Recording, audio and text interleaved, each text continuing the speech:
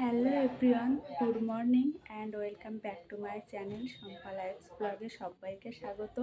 তো সকাল সকাল উঠে দেখো আমি অলরেডি অনেকটা কাজই হয়ে গেছে আমার। তার মধ্যে একটু ব্যাংকে গেছিলাম টাকা তুলতে, এবার আসার সময় একটু সবজি নিয়ে এসেছি। এই যে দেখো সবজি রাখা, আর অলরেডি সবজি আমি কাটছি ওখানে। তো সবাই সম্পূর্ণ ভিডিওটা অবশ্যই দেখবে। আর এদিকে দেখো কড়াইটা গরম বসিয়ে দিয়েছি, আর দুধটাই বসানো আছে। আর রাস্তার সাইডে ঘর, তো ওই জন্য একটু আওয়াজ হচ্ছে প্রচুর। তো সবাই সম্পূর্ণ ভিডিওটা অবশ্যই দেখবে। আমি আবার যাব দোকানে, যেহেতু আমার তো রোজ যেতেই হবে, আমি কাজটা শিখতে যাই। তো এদিকে দেখো পেঁয়াজকলি, সিম, তারপরে বিট দিয়ে রান্না হবে। আর মাছ এনেছি। তো চলো ভিডিওটা সবাই সম্পূর্ণ অবশ্যই দেখবে, আর একটা লাইক করে দেবে, কমেন্ট করে দেবে, আর যারা নতুন চ্যানেলটা সাবস্ক্রাইব করে দেবে। তো টাটা। তো বন্ধুরা, রান্নাটা আমি বসিয়ে দিয়েছি, আর আমার চা অলরেডি হয়ে গেছে। তো চাটা এবার নিয়ে নিই। চা না খেলে হবে না, সকালে আবার ভারী কিছু না খেলেও চলবে, কিন্তু চাটা দিতে হবে।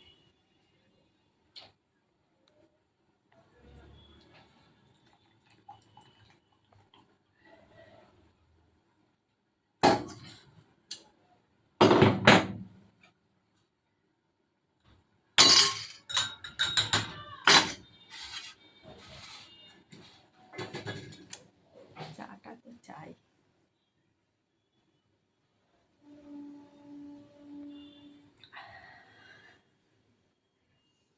আমি এরকম দুধ চা খাই, আর তোমাদের দাদা আমাকে বকাবকি করে, হ্যাঁ দুধ চা খাচ্ছে, শরীর খারাপ করবে। উনি তো খাবে না, আর কাউকে খেতেও দেবে না। অলরেডি এখন দুধ চা না খাওয়াই ভালো, স্বাস্থ্যের পক্ষে ভালো। লিকার চা যত পারো খাও, আর ব্ল্যাক কফি। তো তোমাদের দাদা তো এখন ব্ল্যাক কফিই খায়, কিন্তু আমার একটুখানি খেলেও দুধ চা খেতে হবে, আর আমি গালাগালি শুনি।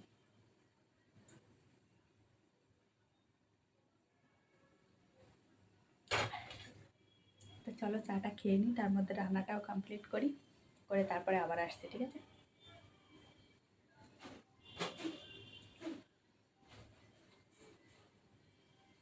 তো বন্ধুরা, এই যে দেখো মাছ তোমাদেরকে আমি দেখাইনি।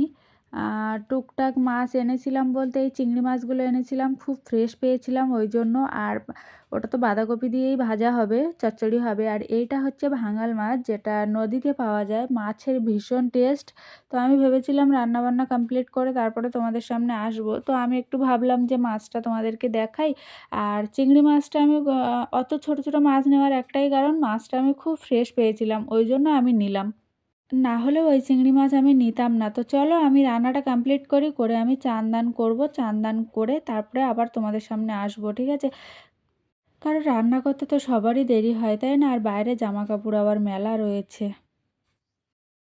তো বন্ধুরা, অলরেডি আমার চান হয়ে গেছে, পুজো দেওয়াও হয়ে গেছে, এবার রেডি হয়ে বেরোবো। অনেকটাই দেরি হয়ে গেছে। এই যে দেখো ওদিকে আমার পুজো দেওয়া হয়ে গেছে। তো বাইরে কিছু জামা কাপড় আছে, সেই জামা কাপড়গুলো তুলতে হবে। আর এদিকে দেখো খাবার দাবার সব রেডি, হোটেলের খাবার রেডি।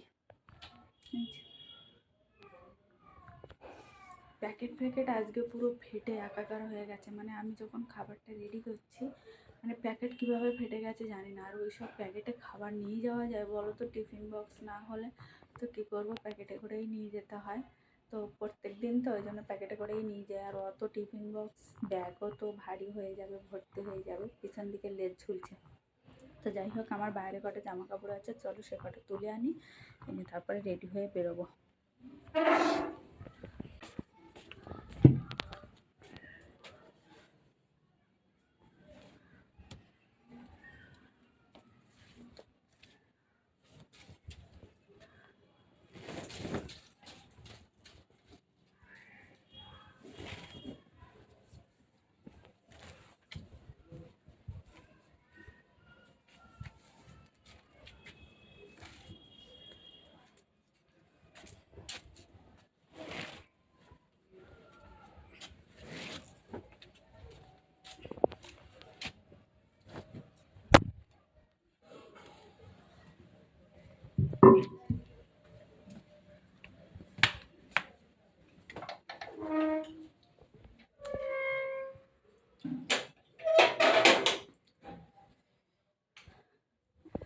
বন্ধুরা জামা কাপড় এখন এগুলো থাক এখানে, রাত্রে বাড়ি আসে তারপরে গোছাবো।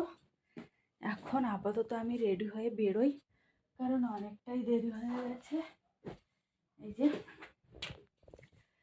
তো চলো আমি আগে ড্রেসটা চেঞ্জ করে আসি, এসে তারপরে আবার কথা বলছি, ঠিক আছে? কারণ অনেকটাই দেরি হয়ে গেছে, তোমাদের দাদা আজকে গালাগালি করবে। এটা হ্যালো এভরিওয়ান, গুড ইভিনিং। তো আমি দোকান থেকে আসার সময় একটু আচার নিয়ে এসেছিলাম, মানে আমি পেয়েছিলাম সন্ধ্যাবেলা ওখানে। তো আচার খাওয়া পুরো আমার ঘচে গেছে একদম, মানে সেই জীবনে কুল খাবো না, আর কোনো দিন আমি কুলই খাবো না, কুলের আচার তো খাবোই না। অন্য আচার ঠিক আছে চালতা, তো দেখো কেউ খাবে আচার, তোমরা কেউ খাবে, খাও, এবার বেশি করে আচার খাও, বিশেষ করে কুলের আচারটা বেশি খাও। ওর ভিতরে কি হচ্ছে না হচ্ছে টপ টপ টপ টপ করে গালে জল তো চলে আসে, আর খুব তো ভক্তি ভরে আচার খাওয়া হয়। এই যে আচারের নমুনা, তো পোকাটা তো মরে গেছে, শুকিয়ে গেছে।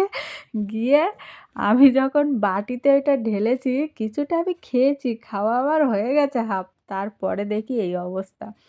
কার ইচ্ছে হবে বলো এই পরিস্থিতি দেখে আচার খাওয়া? আমার আচার খাওয়া পুরো ঘচে গেছে। আমি মানে আমার গা গোলাচ্ছে এত, আর মানে বমি টানতে টানতে আমার জীবন শেষ, মানে পেটের নাড়ি ফাড়ি সব ব্যথা হয়ে গেছে। তো আমি ভাবলাম তোমাদের সঙ্গে একটু শেয়ার করি, কি পরিস্থিতি দেখো, আচার কি ভেবে মানুষ খাবে। মানে পোকাটার পুরো পেট থেকে জিনিসপত্র সব বেরিয়ে গেছে, বেরিয়ে গিয়ে পোকার খোসাটা ওর মধ্যে রয়ে গেছে। এই যে দেখো আচার আমার অলরেডি খাওয়া হয়ে গেছে, তারপরে এই পরিস্থিতি। মানে কার দেখলে গা গুলোবে না বলো? তো চলো, আমার একটা গোলাপ ফুল শুকিয়ে গেছে, সেইটার একটু ব্যবস্থা করি। এই যে দেখো গোলাপ ফুলটা ছিল আমার এখানে জলে বসানো, তো পাপড়িগুলো এখনও একটু মানে ভালো ছিল, ভিতরের যেগুলো সেগুলো খুবই ভালো ছিল, আর উপর থেকে একটু শুকিয়ে গেছিলো, একটু কি পুরোটাই শুকিয়ে গেছিলো। তো আমি ভাবলাম একটু গ্লাসের মধ্যে দিয়ে একটু ডেকোরেশনটা আলাদা করি, দেখতে সুন্দর লাগবে। আর গোলাপ ফুল কার না ভালো লাগে, তো দেখো দেখলেই মনে হয় যেন উফ। তো যাই হোক, আমার ডেকোরেশনটা কেমন লাগলো?